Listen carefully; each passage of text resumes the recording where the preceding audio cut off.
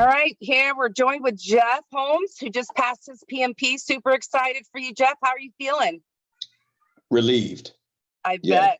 Yeah, this has been something like a 12-year adventure. I mean, yeah, relieved. Really able. Can you tell everybody who's listening a little bit about your background, your story of your journey getting to your PMP? Okay, well, it started just as an idea. At the CDC, there's a lot of people, no, not a lot, a few people here and there with a PMP certification. And it was highly suggested that I should, go down that road. So I did, and you know about that. And I took the exam in June of 2014. And and I knew on question number one, I knew that I did not prepare properly. And I was in over my head. I knew in question number one, it was going to be a long afternoon, and it was. So 199 more questions later back then. Oh, no, it was 215. I can't remember what it was. It was 200 plus. Yeah, it was a lot more back in the day with the original one, right? Right. Now we're at 180. Yeah. I got a lot to say about those 180, but hey. We're going to get there. Oh, yeah. But those 200 plus questions, and you don't know how many are like test questions. Yeah, I was beat down, and my score reflected that, So I was discouraged, highly discouraged, until I came upon, old friend Kim House, as you know. Yeah. And she said, "No, Geoff, do this. Trust me." I said, "I trust you. I've known you since 1981. So I trust you, so no problem. Let's do it." All right. And here we are. And That's this awesome. time I was above target on all domains. So it was well worth all the time, all the Tuesdays and the Wednesdays and all of that. Yeah. That's right. Well That's worth right. it. Now you got your life back, as I like to say, right? Exactly. That's right.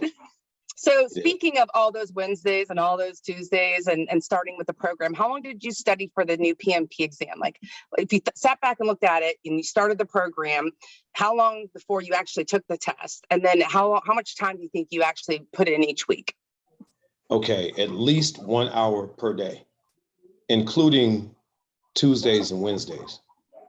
Okay, so, and I started the first week of November, and I kind of doubled up over the holidays.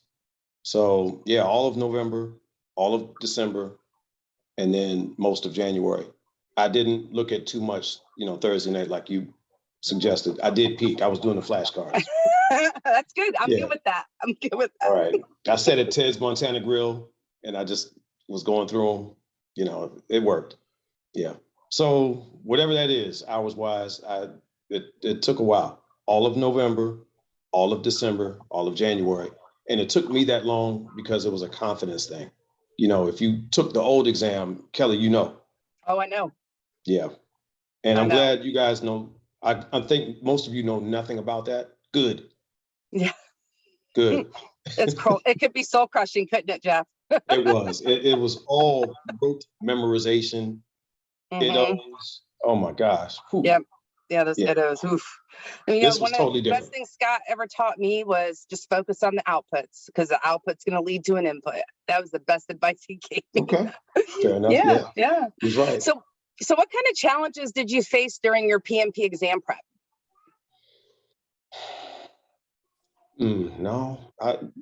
Not knowing exactly what this new exam really was going to be like. It was really, the biggest challenge was myself, and what I'd experienced in the past, with, the PMBOK, I think that was the 5th back then, and all of that. And it was really a mental thing for me.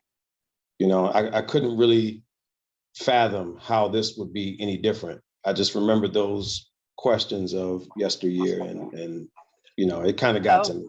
Yeah. Oh, I know. And you kept saying, no, I don't, I'm pretty sure it's 50-50, Kelly. It's 50-50. And I'm like, Geoff, you got to listen to me. Yeah, no, you're right. You're right. Got some agile. And you kept saying, Geoff, you got this. And I wasn't sure about that, because I was thinking, 2014, right? So yeah, that was the biggest challenge. Not the material so much. I was struggling with agile, but not so much the material. It was my own experience from the past. Yep. It's taking that hat off and putting on that PMI hat. So speaking of the material, how did you like the accelerator course? Oh, it was great because it was so, what's the word? Dynamic, different modes of learning. I had my agile practice guide. We had the videos, and it's a whole lot of Scott, but you just gotta, you gotta just ride it, roll with it. Buckle down. Yeah. Enjoy it, just That's enjoy right. it, enjoy Scott's jokes and all that kind of stuff. And Yep. Casual cursing, which is great. And yeah, it was. How about I enjoyed it. how about those coaching calls? Now, here, I think that may have been the biggest, how can I put this? I think that was the best thing about the course because it gets you used to answering those questions when you get to exam time. Yeah. And they're called hard questions. And yeah, they are. They are. It's a few easy ones here and there, but when I tell you about the test, you'll see how that shakes out. So yeah, and we're actually going to get there because I first want to just confirm you did go into an actual physical testing center, correct? Hell yeah, yes, absolutely. I wouldn't do that around here. I got a dog right here. No, no neighbors and. Mm-mm. No. So let's jump in and talk a little bit about the actual exam. Okay. Was it agile? Was it situational? You made a comment in your email that it wasn't what you were expecting. So let's have it. Tell us all about it. Okay, I'd be glad to. So it was, I would say, okay, let me put it like this. I found it easier to count the number of waterfall questions. Okay. There were 19 that I could discern clearly that they were waterfall. 19. That's it. That is it. Okay. And there were 177 situational questions. Let that sink in. 177 situational questions. The other 3 were mix and match. Okay. Now, that was an agile test with some hybrid and very little waterfall. And that's the truth.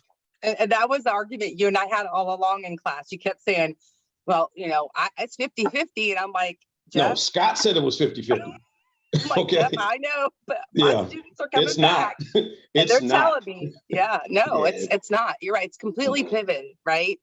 So that's interesting. And that's the best answer I've ever gotten from a student as far as the detail and looking at how many questions were what on an exam.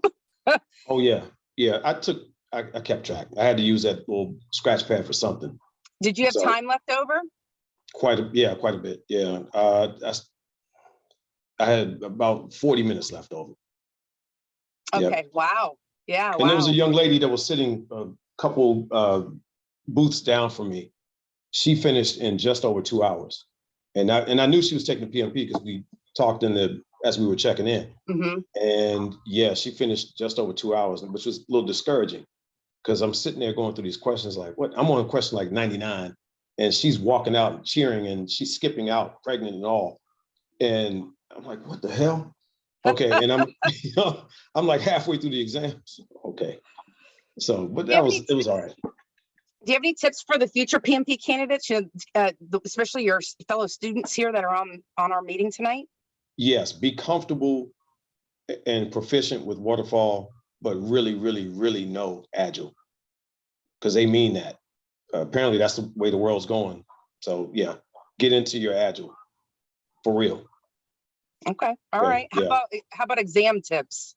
Exam day, battle plan tips. Any tips on that? Yeah, breathing exercises. I know it sounds crazy, but it works. And I didn't know that. It was something that my wife, apprised me of. And I think there was a video on that. I can't think of the lady's name. Mm-hmm. Talking about that. But yes, it works. Mm-hmm. It works. Breathing exercises. Of course, prayer. Yeah. Of course. I mean, that goes without saying, but you have to just kind of calm down because you're going to see some questions that are going to make you go, what? Okay. They're situational. The CEO was having a bad day. There was a stakeholder meeting of some sort, and what color were the Scrum Master's shoes? Okay, questions like that that made no sense. And you're looking at the answer choices; they're all of them are bad, and they have nothing to do with the question. And you're sitting there wondering, is this an error? Is it a mistake? Is it a test question just to screw with people? I don't know. there's a few questions like that. You're just not going to know what the heck they're talking about or what to do. There are a few. Don't worry about it, because you're going to see 3 times that many where they're so easy. They're so easy and so simple that you're wondering, is this a trick? It's not. They're just easy. There's a few like that. That's awesome.